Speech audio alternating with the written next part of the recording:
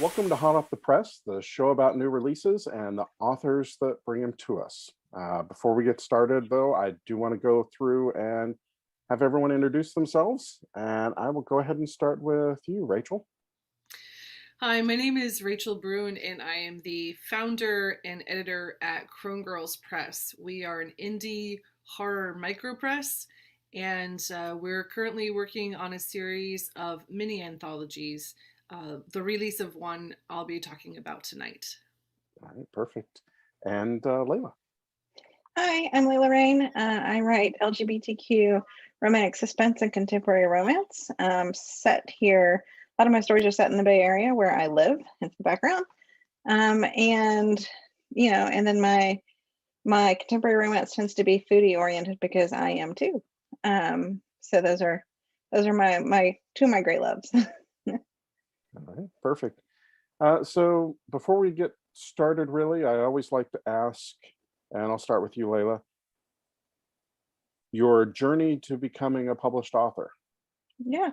So I actually started in fan fiction way back in high school, and did a little bit of X-Files fan fiction back in high school. In college, went to law school. It killed all creativity for for a bit, as did practice, and then sort of wound my way back in through fan fiction again. Vampire Diaries the second time, and then eventually started to write original content. So, and the book that came out this week was number 16. And it was my first published was in 2017. So I have been kicking along and loving it. Yeah. Was that traditional or indie or I'm a hybrid. hybrid? So, first few series were with Karina. I'm mostly doing self-publishing now. So, and the series that's current is a self-published Fog City. Yeah, So, perfect. yeah. Rachel. So I actually got to start writing and making money at it in the Army. I joined as a 46 Quebec, which is an Army journalist. And I did that for a Very few cool. years and then decided to do something else and ended up starting to write creatively. And I think my first published short story was in Eve's Kiss. It was a short steampunk story. And from there, I've just really enjoyed writing, really enjoyed the short story form to the point that when I decided I wanted to try my hand at editing, my first project was working with Writer Punk Press. And they do really cool stuff. They take classic works in the public domain and they punk them out with steampunk, That's cool. whatever you got. And that, of course, led me to getting the experience I needed to start Crone Girls Press. And so now I do a mixture of writing. I've had some more short stories published. I'm working on a collection, as well as editing and helping bring new and indie and really kind of awesome voices to the horror scene. Perfect.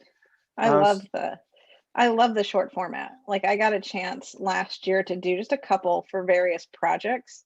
And particularly when there's a bunch of other stuff going on, like the short format's just great. Like to kind of focus you, get you back in, particularly if you've been out of writing for a bit. But two, just it's also a challenge to be able to tell a story in the short format, and it's a great exercise, and it's a great medium, and it's also great reading, like when you don't have a lot of time.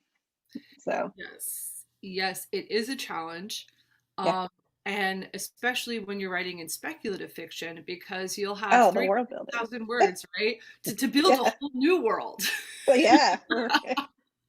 But yeah, it's one of my favorite formats for Yeah. all of those reasons. I read a friend's Beta read a friend's short story that's in an anthology coming later this year. And what she did in 3,000 words was mind boggling. Like, she's a fantastic writer, anyways. But just, I read it, was like, how did she, like, I don't write that short. But it was just, wow. It was so good. It was probably the best thing I read all last year. So, all right, perfect. It looks like we maybe have Alma joining us. If so,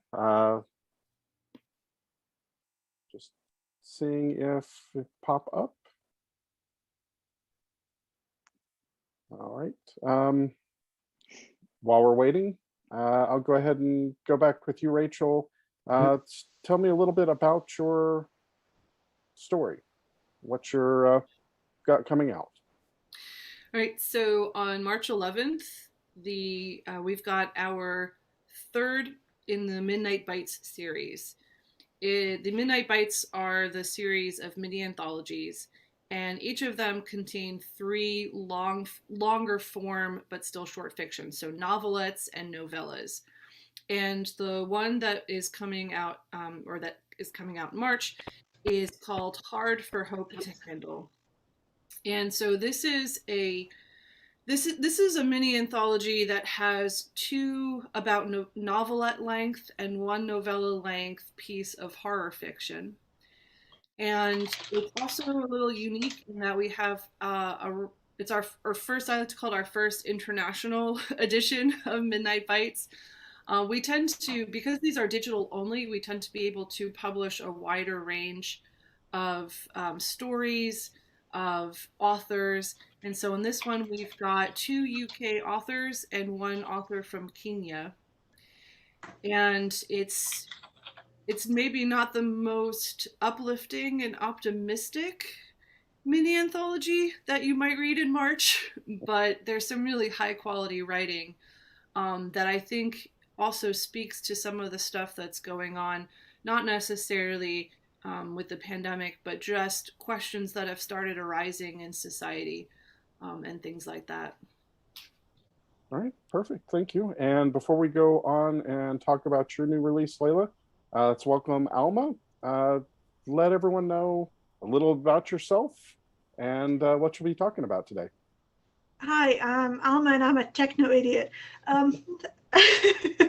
I was just trying to get on, and I think I've tried about 6 different ways. All I could get was a blank screen going, you want to do what?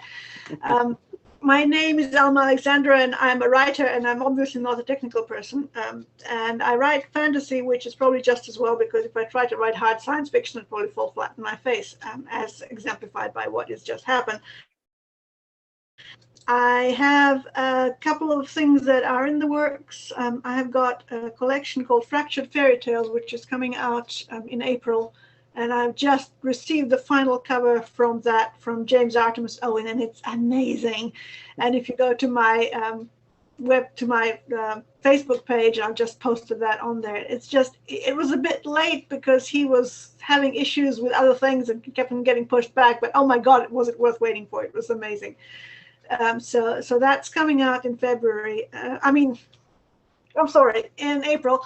And then later on in the year, I'm reissuing an older series of mine, the World Weaver series, with brand new covers, and those are going to be absolutely amazing. I've got 3 out of the 4 in the bag right now. We're having a bit of a squabble about number 4 because it involves a crystal city, and his idea of a crystal city and my idea of a crystal city are not really meshing very well. So we're going to get there eventually, but that's going to happen towards the end of the year. There's 4 books coming out, and I'm probably going to split them before the end of this year and the beginning of next year. So that's on the back burner, as it were, and coming up. But the fairy tale collection is coming up in April, and I'm hoping to release it on April the 6th, which is Hans Christian Andersen's birthday, which is kind of my little tribute to him.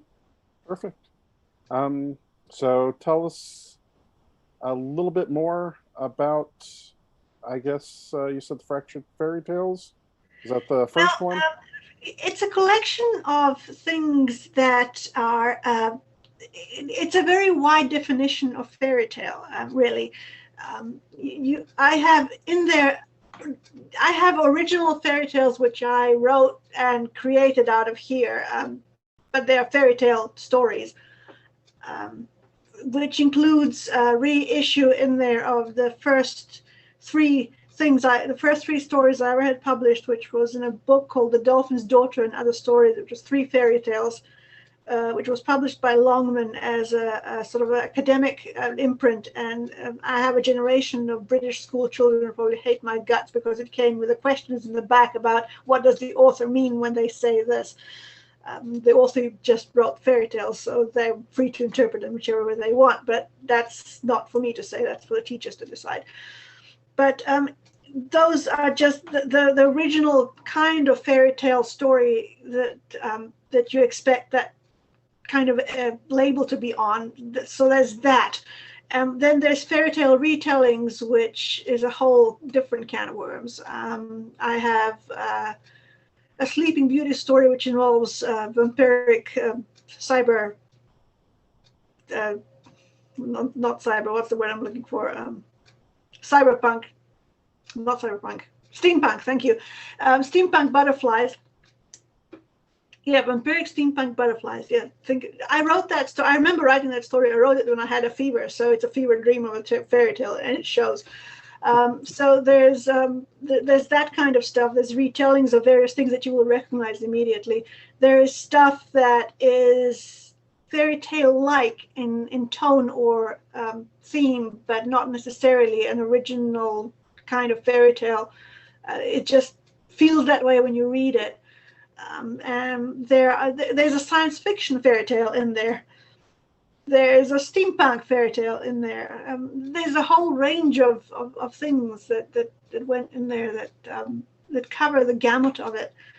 And it was just a fascinating collection to curate. And I'm particularly happy with the cover of it now, because it's really going to push the idea of this rather strange, weird, and wonderful world that is inside those covers. So I'm looking forward to getting that out there.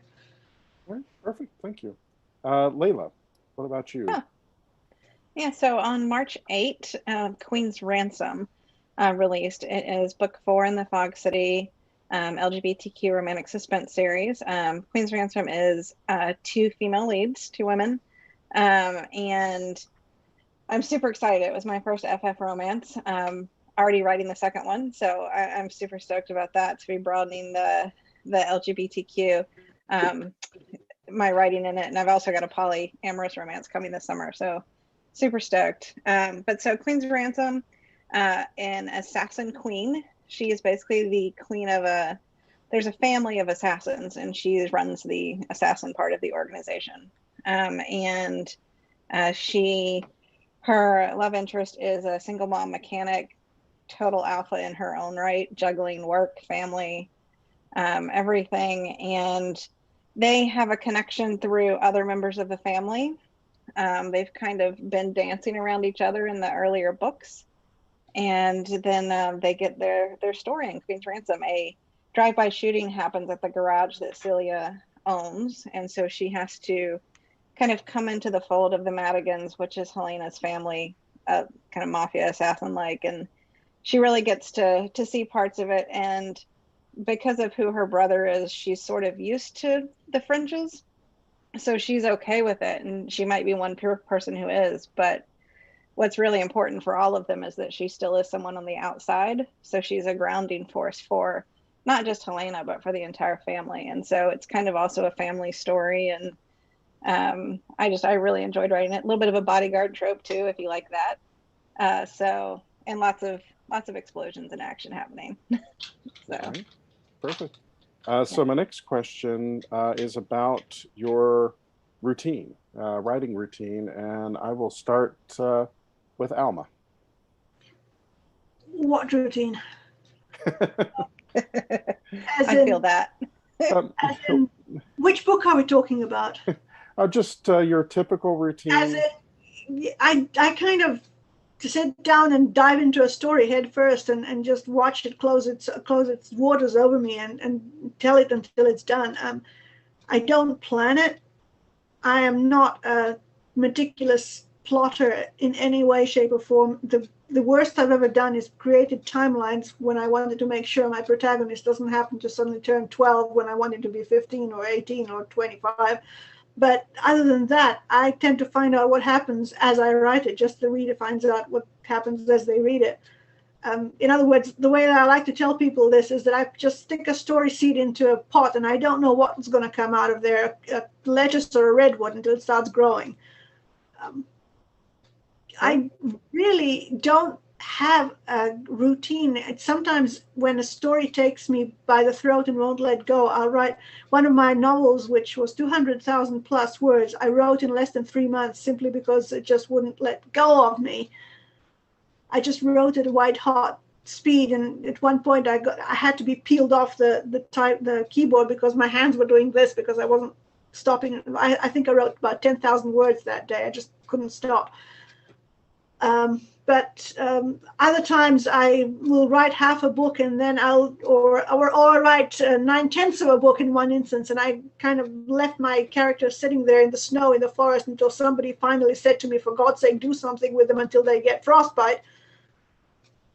So, it depends on what I'm doing, how I'm feeling, what the story is trying to do with me or to me. In other words, what routine? All right, perfect. Layla? From a everyday writing routine, I don't really, I wish I had more of one. I work 2-day jobs, so I sneak in words when I can. Usually at night. Thankfully, my husband's a gamer, so I can send him off to Destiny Land and I can go to my fictional land and it works. As far as writing, I am a plotter. I tend to do trilogies and even books where there are different couples, large conspiracy kind of plot, murder, mystery arcs. So I do tend to do a lot of plotting, and I also write out of order. So the plotting kind of helps me do that. I write first scene, last scene, usually action, sex scenes, and then I go back and do fills. And I write a dialogue layer first. So it's like a skeleton of the story of just the dialogue. So it makes sure that dialogue moves every scene along, no characters stuck in their head too much. And so that's kind of my process. And then I'll go back through and tie it all together. So. Right.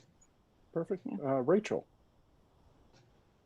So I do some juggling between doing my own writing and then working with whatever project is going to be coming out from Crone Girls Press next. And I have found that it's super, super easy to go work on Crone Girl stuff. Because I'll always have a rationalization for that. Oh, I owe this author edits. Oh, I need to do some promo. I'm not doing enough promo. So I'll always have like a procrastination excuse over here that is actually a valid excuse. I have to do promo and I have to do edits. What I have found is that I found a writing group online, and they do co-working. So they do like these group sprint events over Zoom. And that is gold for me. I managed to get words done, and it's not a huge amount of time every week, but I can say that is my writing time. I think one of the reasons this works is because I do a lot of writing in my head, and I tend to be a gentle plotter. So I will start with a general idea of the outline, like the inciting incident and a couple of those things. As I start thinking about it, I'm washing the dishes, walking the dog, going for a run, the ideas start to congeal. And so that when I do sit down for that sprinting time, I've got a direction that I can actually dive into. So it's, sometimes this works, and then, sometimes my kids have a meltdown and the only person who can solve it is me. So, it happens. Those sprints can be really helpful. That's similar to what you do, Rachel. Like during the day when I'm doing the other work that I have to do to, pay bills, the ideas and things come in little bits of dialogue. I'll talk into my phone to jot down something.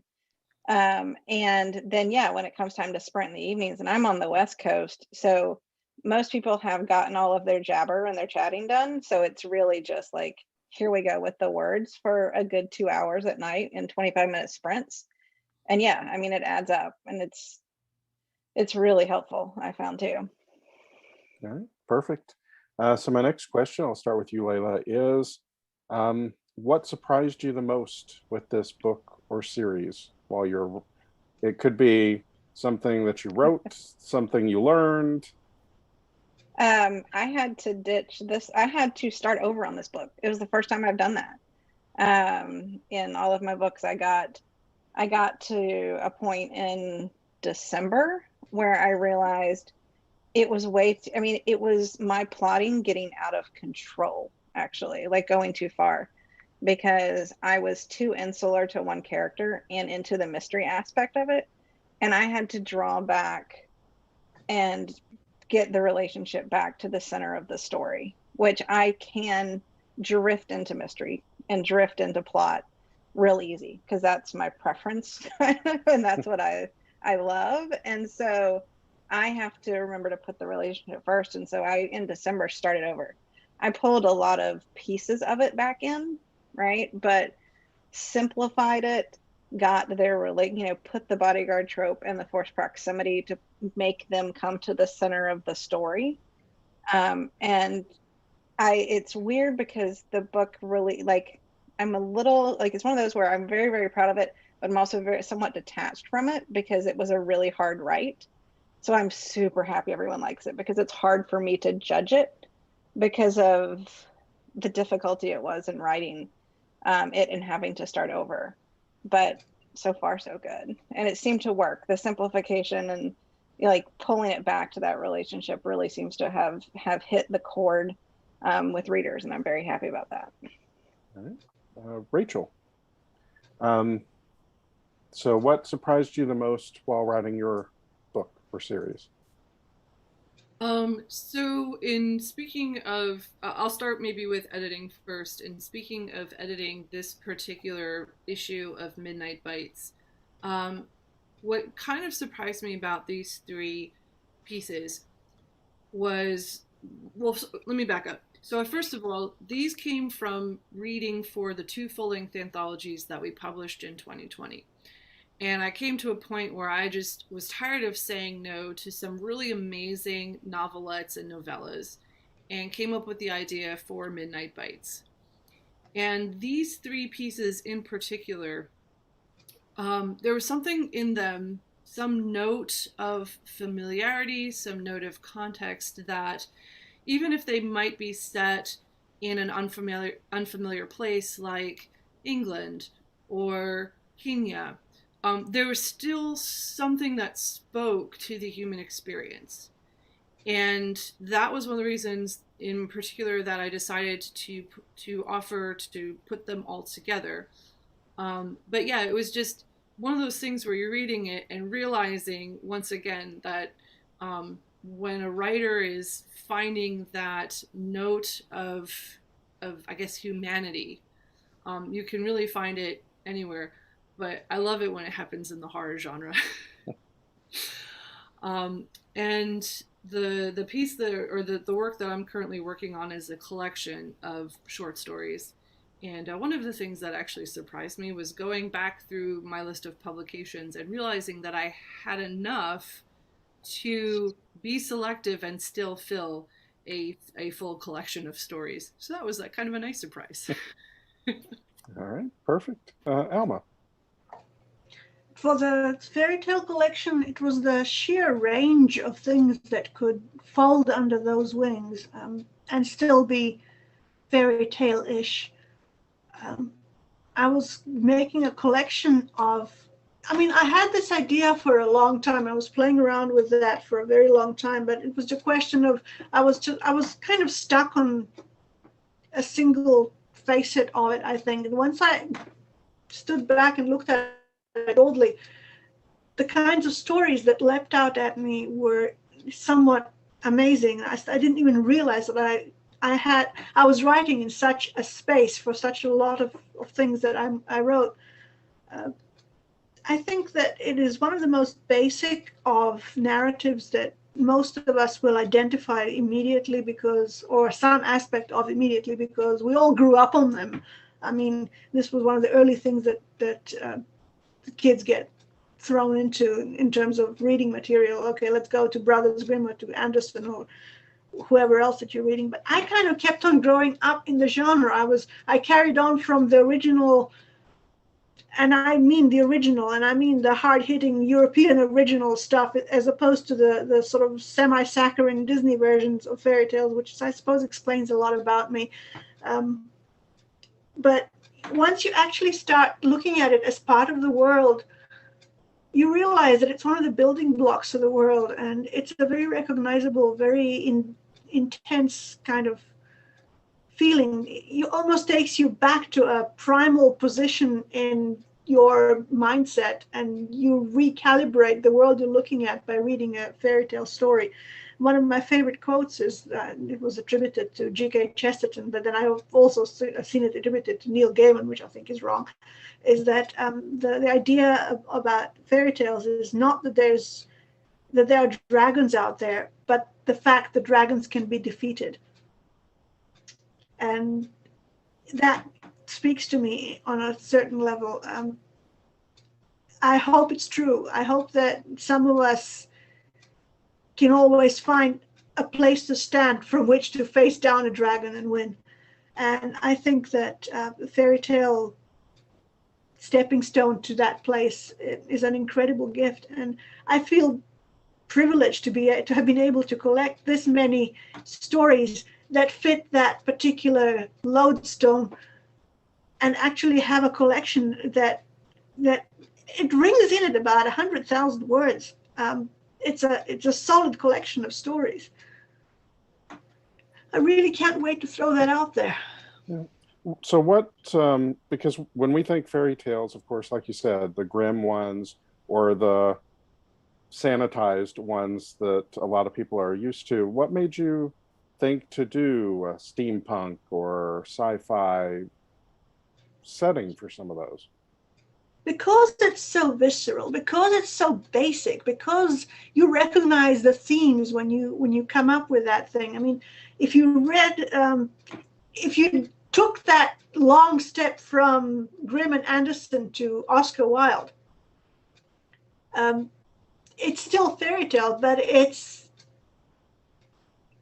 a more soul-wounding kind of fairy tale when you get into Oscar Wilde. It's darker. It's much darker. There are things in Oscar Wilde's stories that, I mean, I cannot read The Nightingale and the Rose without crying, because it actually reaches in somewhere deep down inside, and it hurts because it's real, it's true. And that's part of the reason that I love fantasy in general, but fairy tales in particular, because they're such a basic form of it. Fairy tales are proto-fantasy, if you like. I mean, they're what fantasy grew up to be. I think they're important. I think they are fantastically important, and I think that in some ways we do our children a disservice by watering them down too much, because we take away the sense of danger that they come with and that they have to come with in order to be true. Part of the reason that they spread so easily into things like science fiction and steampunk is because the tentacle is already there, and it just kind of throws out little, I'm mixing my metaphors madly here, it just throws out these little buds of unexpected flowers, but you still recognize the basic thing that the flowers have been grafted onto.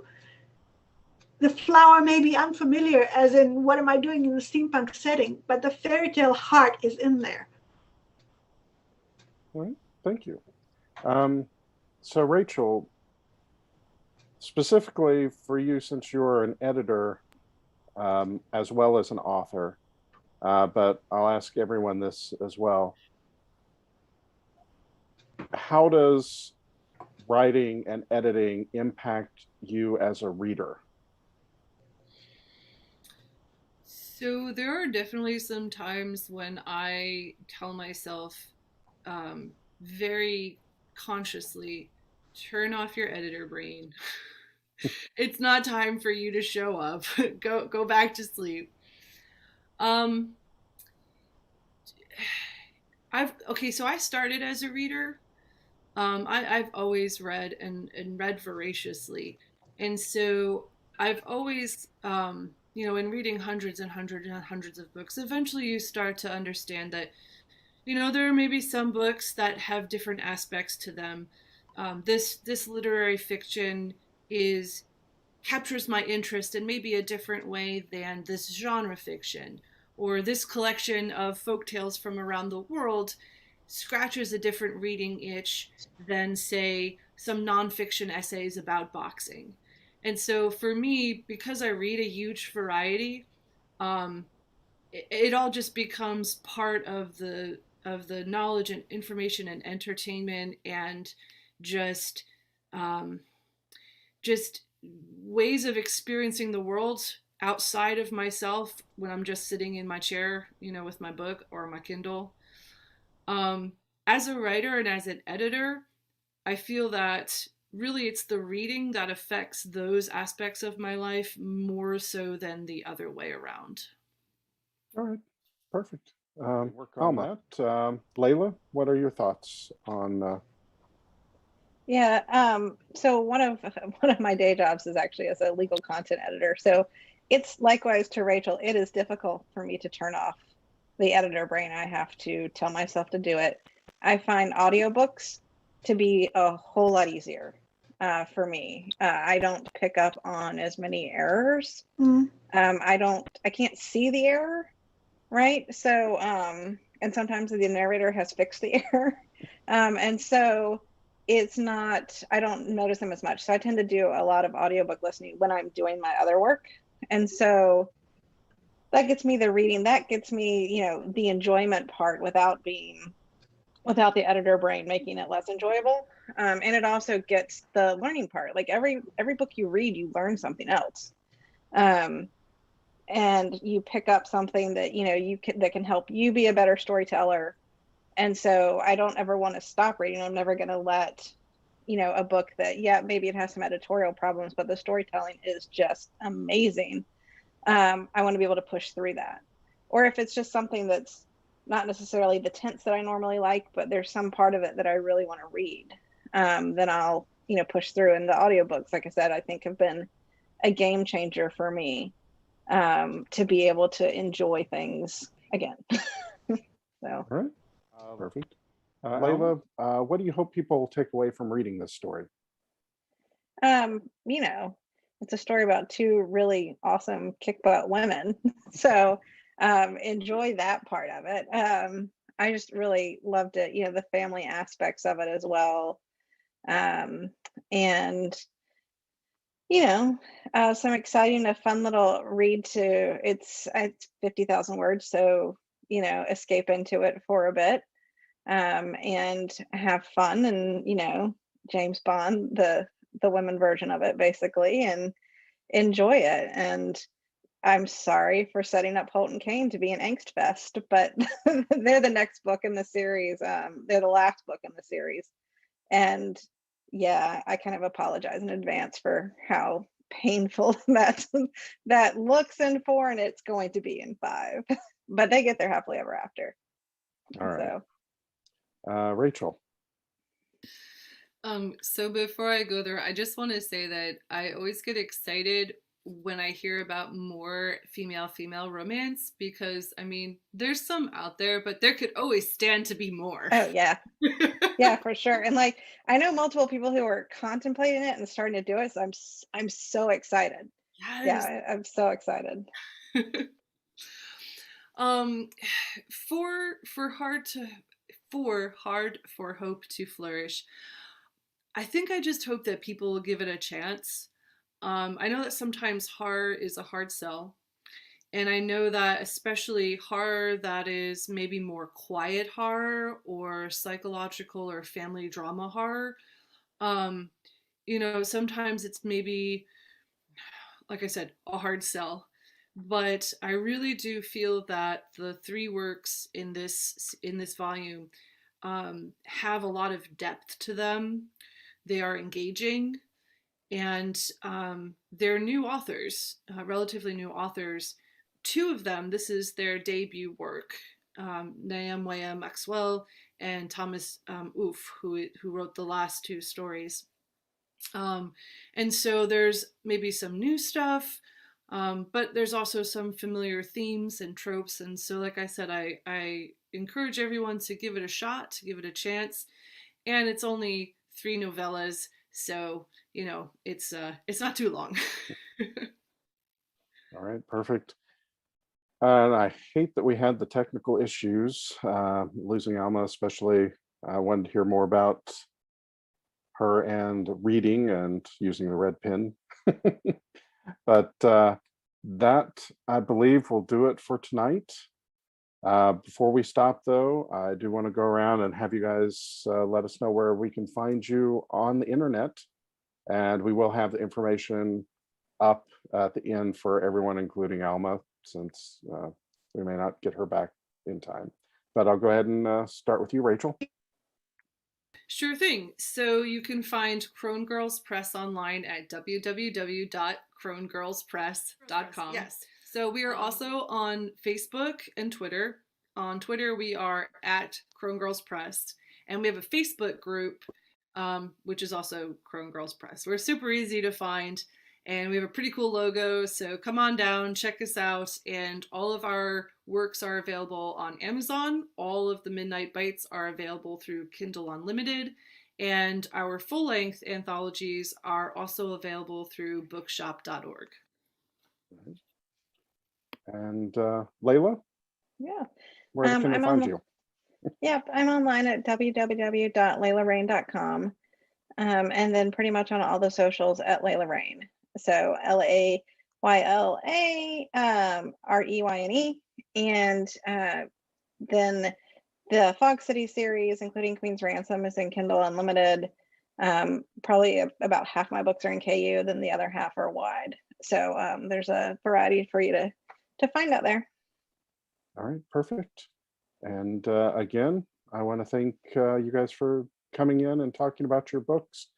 And I hate the technical issues that we're having there. But I want to thank everyone for watching, and see you next time. Thanks for having me. Bye.